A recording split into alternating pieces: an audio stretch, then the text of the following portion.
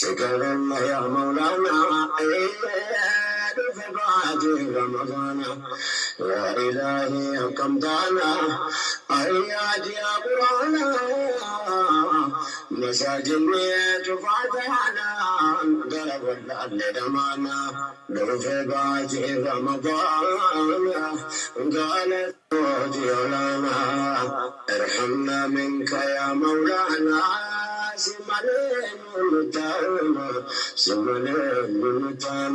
ati nama filame laali yaa obboleettii koo atis yaa obboleessa haqa jiru baaseen sitti hima of keessa ilaamee xiqqaaf guddaa ilaamee ilmaan namaa waan galaasiif ta'uu na dhagahisiif dhaama ati nama filameedha abbaa carraa guddaati filmaata caalu caalaa waa hundaati beeki ati jireenyi kee kana qaan kuulame addunyaatu si faarsa si'im namni muudame eeyyeen ati nama dhugaati kan jireenyi jaju kan uumamni martii jaalalaan kabaju ati nama milkoofte milkii caalu nama lubbuu tokkoon addunyaa lama laalu ati nama guddaadha kanasitti moo fedha wallahi ana miti bar rabbitu siin jedha rabbiif ergamaa isaatti amanuu caalaa kami guddummaani islaamummaa fudhachuu caalaa kami dhugummaani onni rabbitti amantee caalaa kamtu cime kanaafam filatamummaa kan kee beeki duusee sitti mee yaadaan dhihoo miti akiraa fageessitu kan jannata seenuuf har'a of qopheessitu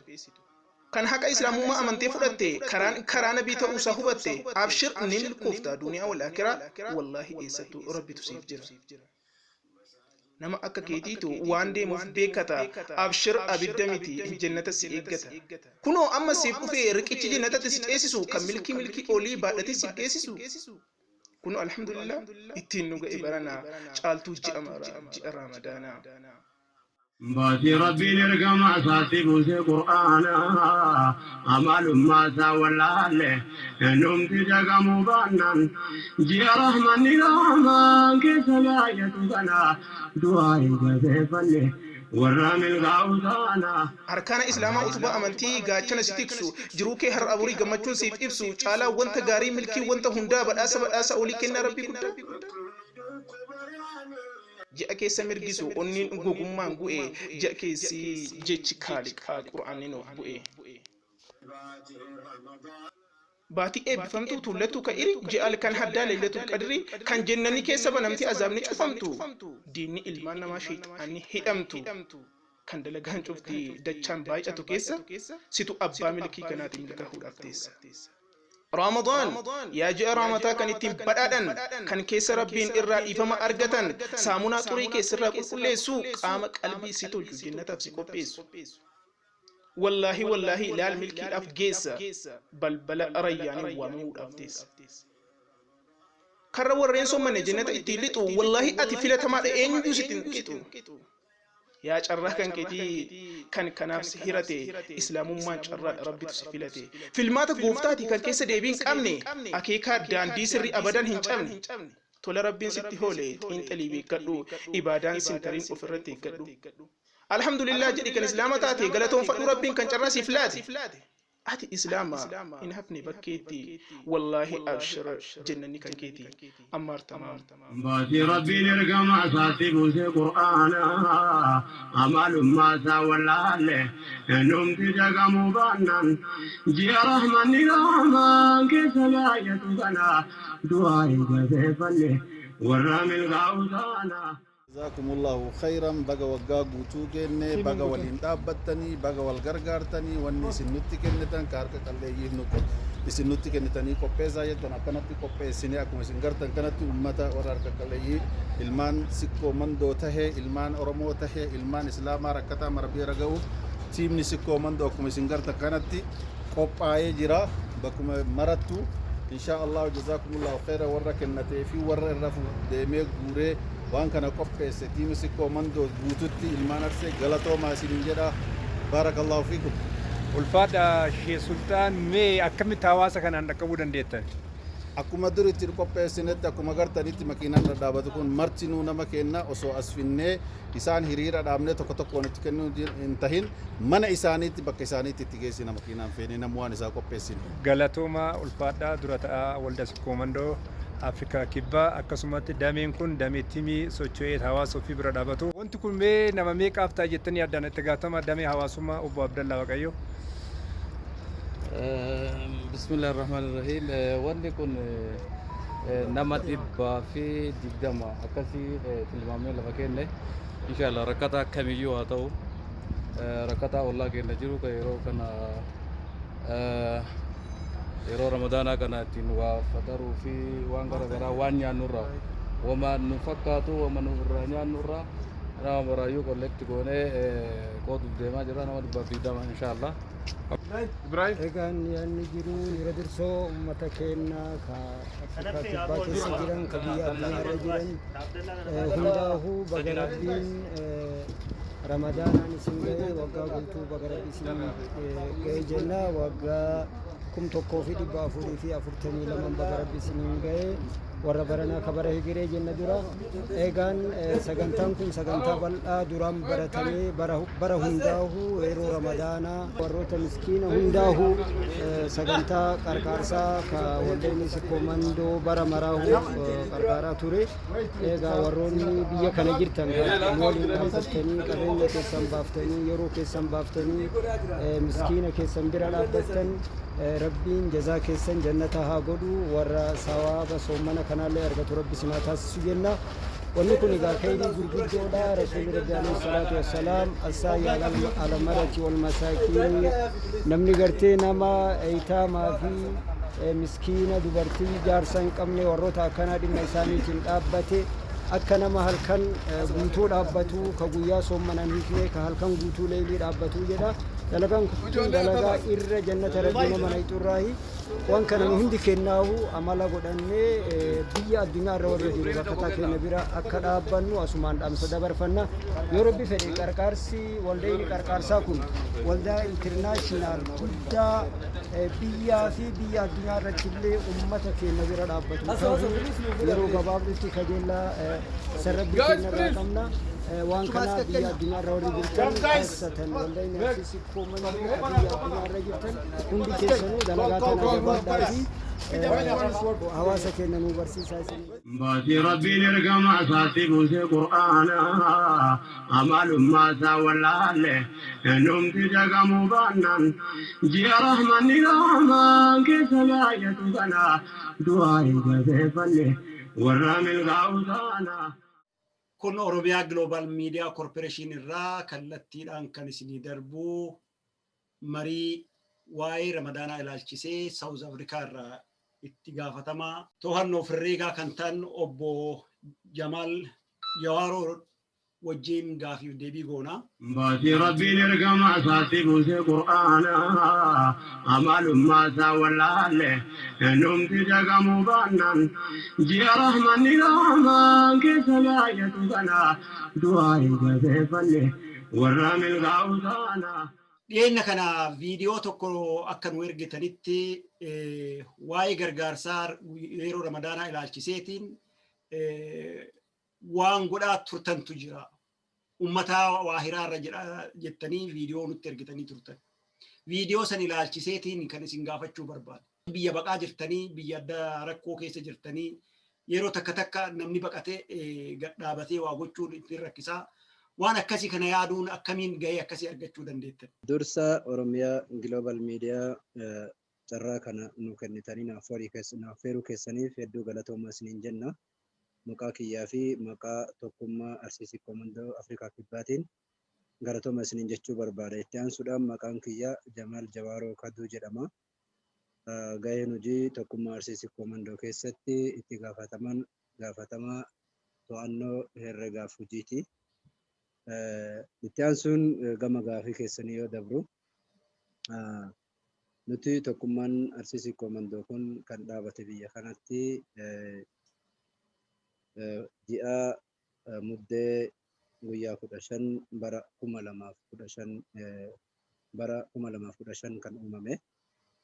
Erga yeroo saniitii kaasee baatiin Ramadaanaa yeroo dhufu rakkataa nu gidduutti ollaa keenyatti bakka waliin qubannu jiru yatiima jira ilmaan haadhaaf abbaa hin qabne kanneen qarqaaruu irraa dabarree ummata kana akka ofii soomnutti waan ilmaan keenyaan soomsifnuun haa soomsifnu yaada jiru gurgursiifnee ramadaana guutuu waan isaan ittiin faxaran baay'ina maatii isaanii irratti hundaa'uudhaan waan ramadaanni barbaachisu waan nyaatamuuf waan dhugamu irraa kennaa turre.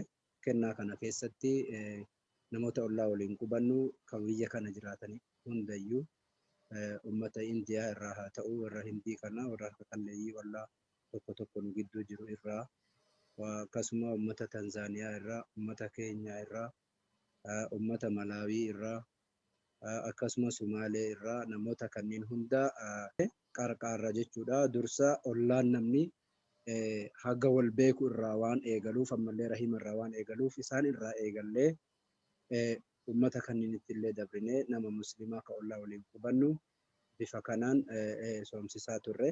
Gargaarsi kun eessaa madda? Maddi isaa eessa? Gargaarsi kun immoo itti fufa akkamii qabaatallee? Maddi gargaarsa kanaa ummatuma keenna.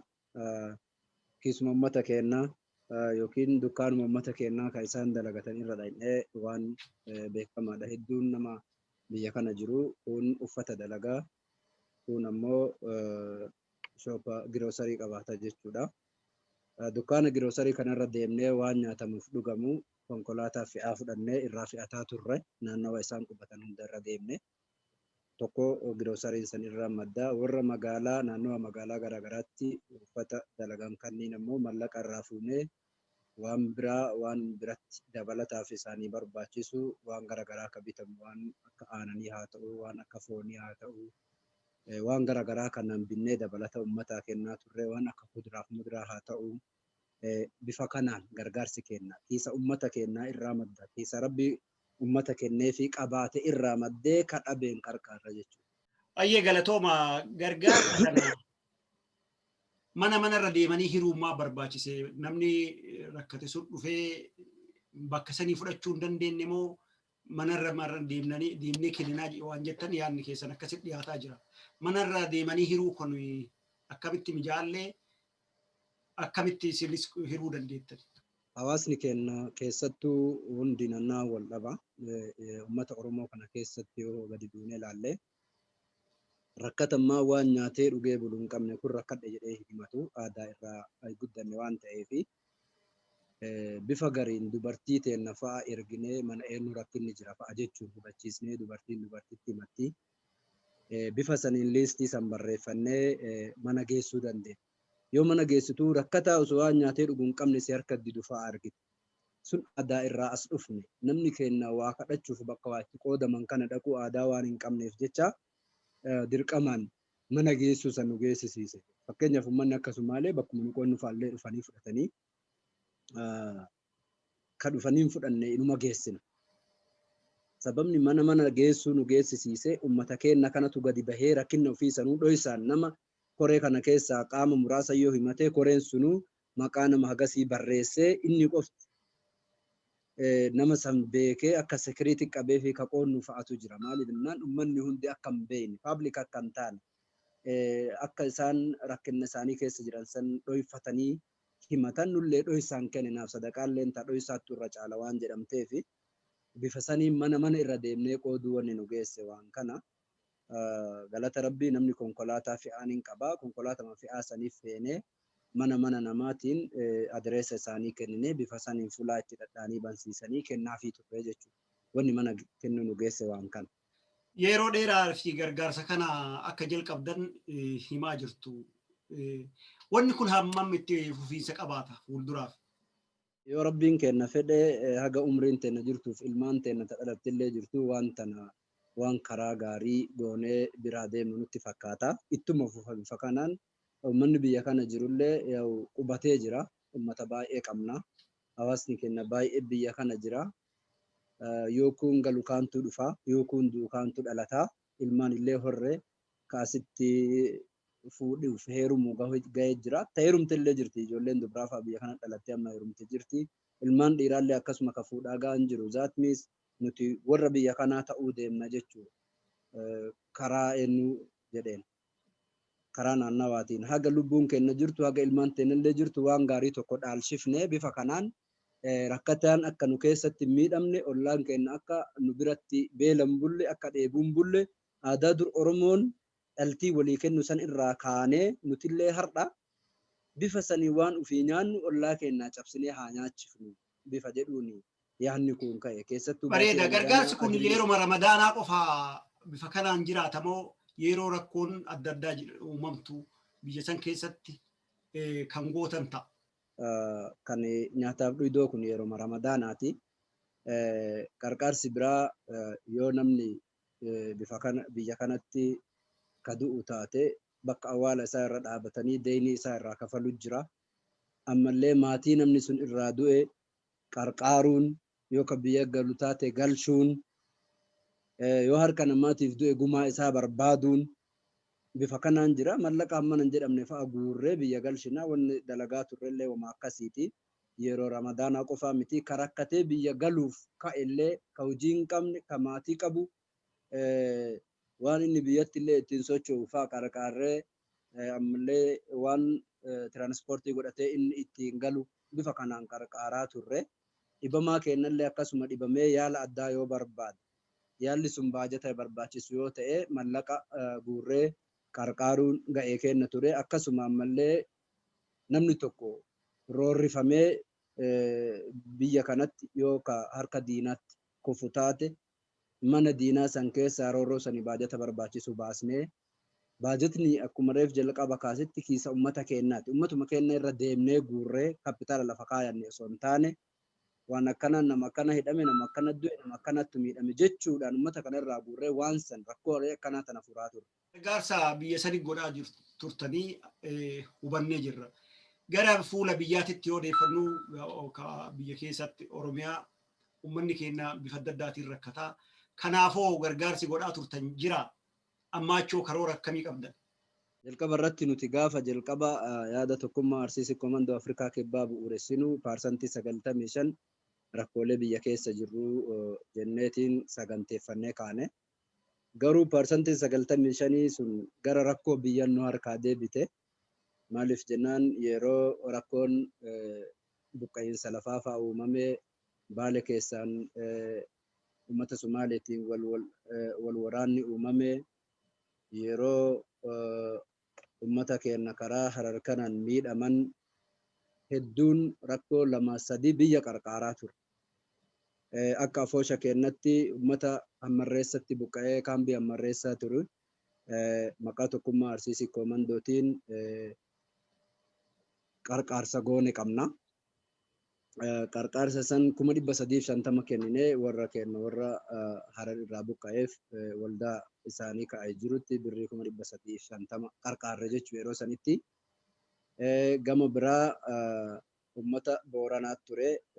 Uummata Booranaatiif illee qarqaarsuma akkasii waldaa as jiruuf goonee turre. Itti aansuun godina keenya godina Baalee keessa naannoo Daawwee Sarar, Daawwee Qaacan, Raayituu rakkoolee keessa turan keessa ni yaadattu uummata san si'a 2 qarqaaraa ture. Qarqaarsi keenya hattan san birallee dabree yeroo asii dura bu'aa keenya hoogganaa dura bu'aa keenyaa gama biyyaa erginee qarqaarsa dhaabbataa achitti waan asii guurameen kaayaan ergannee nu raawwatamee hojjetamee ture. Kanaafuu rakkinni uummata keenya mudatu biyya kamittuu bakka kamuu yoo jiraate hanga humna keenyatti akka harka qarqaarruudha kaa'oon keenya. Garuu akkuma isinii jalqaba kaasetti bu'uurri isaa jalqaba gonni abbaa keessa jiruuf ifaa rakkoo waliin keessa jiru ta biyya keessa jirru kana haa ta'uudhaaf kaa'oon keenya inni jalqaba. Haala rakkooleen wal qabataa dhufuun ammoo bakka rakkoon jiru hundaa harki keenya akka dhaqqabu sagantaa keenyaa fi qajeelfama keenya irrallee jira. Yaada biraa dabalataan yoo qabaattanii fi akkasuma immoo dhaamsis yoo jiraate asumaan gara xumuraa deemnaa. Dhaamsi an qabu jalqaba irratti miidiyaa kana miidiyaa walabaa, miidiyaa ol guddatu, miidiyaa ilmaan isaa sagalee uummata Oromoo ta'u isaatiif hedduu nu gammachiisa. Akkasuma warroonni miidiyaa kana hin hubannee fi amma booda akka hubataniif, amma booda akka tumsaniif, amma booda akka bira dhaabatan dhaamsa kiyyan dabarsuu barbaada. Itti aansuun dhaamsa hin qabu ummatoota keenya Afrikaa kibbaa keessa jiraatan naannawa garaagaraa irraa yeroo kamiyyuu hattan yeroo kana miti bara dabre yeroo naashinaal lookdaawun biyya kanatti nurra ture keessatti wal maddii dhaabbatanii yeroo ka qabu kanayyuu har'a balbala cufadhee taa'aa jira anummaanuu karkaa qabu kun nyaadhee nagaha jedhee namuu karkaa qabu yaadda'utti yaaddoo ofii san dhiisee yaaddoo obboleessaa arguudhaan baadiyyaa magaalatti mallaqaa fi humnaa fi yeroo gabba'uun sodaachisanitti nu waliin gabba'ee ummanni keenya bobba'ee raashina akka amma kana caalu fakkaatu guuranii ummata keenya yeroo sanillee rakkoo namuu balbala cufatee taa'u san bira dabarsanii maqaa Oromiyaa Global Media fi maqaa tokkummaa Arsiisii Koomandootiin hedduu galatoomfachuu barbaada. Itti aansuudhaan akka jalqabatti yeroo kamiyyuu ummatoota naannawa keenya Afrikaa kibbaa keessa jiran keessa adda duretti gargaarsa kanatti humna isaanii diinagdee isaaniitiin yeroo hunda irra caalatti kan waliin dhaabatan jalqaba irratti ummata keenya ummata naannawa Raandifonteen hedduu galatoomfachuu barbaada. Itti aansuudhaan akkasuma itti aananii warri sadarkaa lammaffaa irratti gargaarsa kana keessatti tumsa guddaa nuuf godhanii bakka nuti dhaqne illee nu waliin deemanii bakka nu jirrutti illee hattan erga nu biraa waan arganne fudhannee deebine lakkisuun hin ga'u jedhanii nu fiduudhaan fakkeenya gaariif seenaa bareeda dalagan ummatoota keenya ummata naannawa dalmas jiranis akkasuman galatoomfachuu barbaada. Itti aansuun naannawa biraa naannawa akka Beegisdal ammas itti aansuudhaan naannawa akka Alexandria ammallee akkasumas Spring ammallee naannawa akka Biraakbaan naannolee yeroo hunda nu gargaaran hundayyuu akka Julius Raandifonteen Taarfonteen hunda isaanii carraa kanatti fayyadamee hedduu galatoomfachuu barbaada.